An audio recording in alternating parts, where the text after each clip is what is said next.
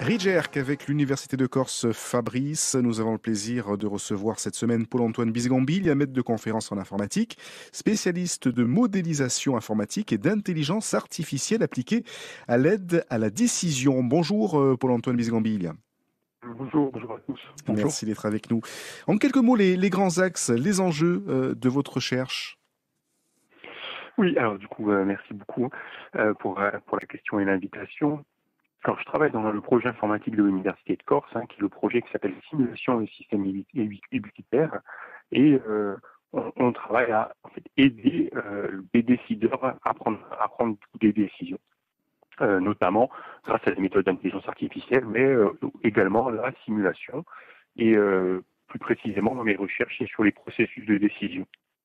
Alors, par exemple, on a eu l'occasion de discuter un peu ensemble pour préparer cette émission. Lorsqu'on a comme ça un laboratoire, je dirais, et vous, par l'entremise, spécialiste de ces questions, on peut avoir par exemple des modélisations qui permettent à des pompiers d'avoir des prises de décision facilitées sur des feux de forêt. Pour des pêcheurs, ce serait sur des populations de poissons.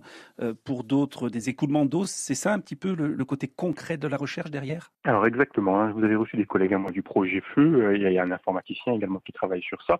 En fait, lorsqu'on va faire de la simulation, donc il y a une phase en avant qui est l'étude d'un phénomène, la réalisation d'un modèle qui est une abstraction de ce phénomène-là. Donc ça va être le cas de la propagation du feu de forêt. Pour la gestion des pêches, ça va être l'évolution des stocks de poissons. Et en fait, la simulation, ça va faire un bond en avant pour voir un petit peu, essayer de prévoir le futur et du coup d'anticiper. Pour les stocks de poissons, c'est l'effondrement potentiellement du stock ou voir l'évolution, comment peut se comporter une population de poissons. Pour les feux de forêt, c'est voir où la propagation va pouvoir aller pour placer les pompiers au bon endroit afin de lutter un petit peu en amont contre le feu. Et tout ça, ça se passe avec donc de la source informatique, de la science informatique même, forcément transdisciplinaire sur ces questions. Lorsque vous citez, on l'a cité d'ailleurs en vous présentant avec Christophe, l'idée d'intelligence artificielle qui est véritablement dans vos travaux, au cœur de ces travaux. Vous pourriez nous la définir déjà pour le grand public parce qu'on peut tout entendre autour de cela, l'intelligence artificielle. Oui, c'est vraiment un mot qui est très à la mode donc beaucoup de personnes utilisent toujours le vous, et en fait c'est la vérité dans nos téléphones, dans les box qu'on peut avoir à la maison. Mais il faut vraiment revenir sur la définition. L'intelligence artificielle, c'est quelque chose qui date déjà de plus d'une soixantaine d'années. Et il faut savoir que l'objectif de l'intelligence artificielle, c'est d'essayer de permettre à des machines de raisonner comme des êtres humains. Et alors vraiment, ça peut aller très très loin, parce que on souhaiterait même pouvoir leur donner une conscience.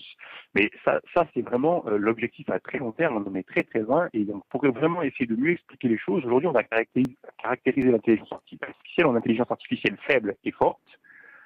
Cette notion de conscience et d'apprendre par soi-même, c'est l'intelligence artificielle forte, c'est encore très très loin. Toutes les applications qu'on peut utiliser aujourd'hui, c'est de l'intelligence artificielle faible.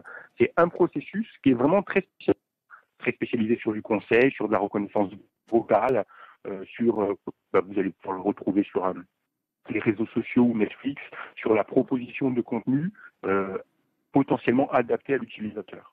Alors en quoi, pour le coup, maintenant qu'on l'a défini, j'ai presque envie de dire de manière éthique, heureusement qu'on n'est pas encore à l'intelligence artificielle forte, mais ça c'est de la vie de chacun, en quoi l'intelligence artificielle rentre dans vos travaux universitaires ? C'est pour boucher des trous parfois, pour décider à votre place ?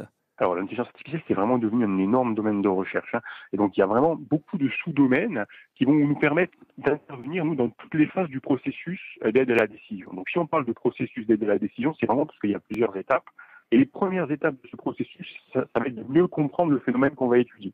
Et cette notion de compréhension, elle passe par l'observation, l'étude ou la récolte de données. Et lorsqu'on va récolter des données, il est possible qu'il y ait des trous, en fait, ou que les capteurs qui ont capturé ces informations aient eu des petits soucis.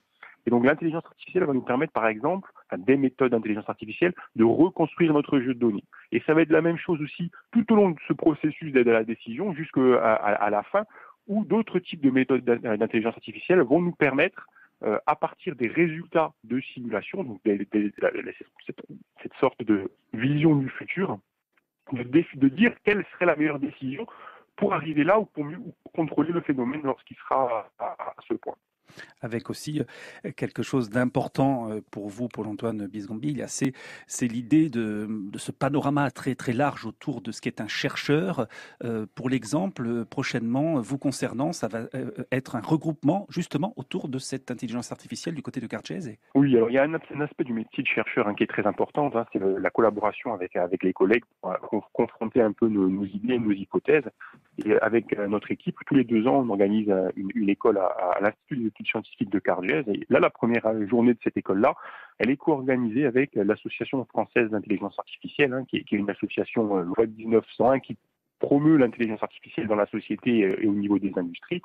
Et donc notre première journée sera organisée sur le thème la simulation pour l'intelligence artificielle et l'intelligence artificielle pour la simulation. Donc ça va être vraiment une journée d'échange autour des domaines, mais qui sont vraiment très très larges. Parce qu'aujourd'hui, en fait, il y a une démocratisation dans les usages de l'intelligence artificielle faible, mais également en recherche, où mes collègues à l'université, que ce soit en sciences humaines et sociales pour le traitement automatique des langues, on va le retrouver avec le Corse, que dans d'autres disciplines comme l'énergétique ou la propagation de feux de forêt, il y a vraiment un usage qui s'est démocratisé de méthodes d'intelligence artificielle.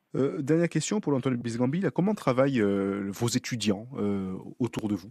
Alors, au niveau de la recherche, Oui. on travaille avec des doctorants. Alors, du coup, on a un cursus complet en informatique et on a déjà des étudiants en master qui sont sensibilisés avec des cours notamment de data science en première année de master, un cours d'intelligence artificielle qui est orienté autour de la recherche opérationnelle en master 2 et ensuite on est amené au doctorat. Donc, le doctorat, c'est un projet de 3 ans. Personnellement, j'ai 2 doctorants qui ont soutenu en décembre et sur des domaines de l'intelligence artificielle. Un, il travaillait sur les systèmes multi-agents et le second sur des méthodes d'optimisation et d'apprentissage par renforcement. Et donc, en fait, c'est vraiment des éléments essentiels de la recherche. Parce qu'il faut savoir qu'un enseignant-chercheur, il a travaillé d'enseignement et de recherche. On est assez pris et du coup, les doctorants, ils ont vraiment du temps pour nous aider et à la fois eux gagner en expérience, en compétences et nous tirer vers des sujets très très pointus sur nos thématiques de recherche. Merci beaucoup Paul-Antoine Bisgambille d'avoir été avec nous. On rappelle que vous êtes maître de conférence en informatique, spécialiste de modélisation informatique, d'intelligence artificielle appliquée à l'aide à la décision à l'Université de Corse. Merci, à très vite. Merci à vous. Au revoir. Bonne journée, au revoir. On conclut Sapiens dans un instant avec l'actu insolite, Fabrice. Ouais.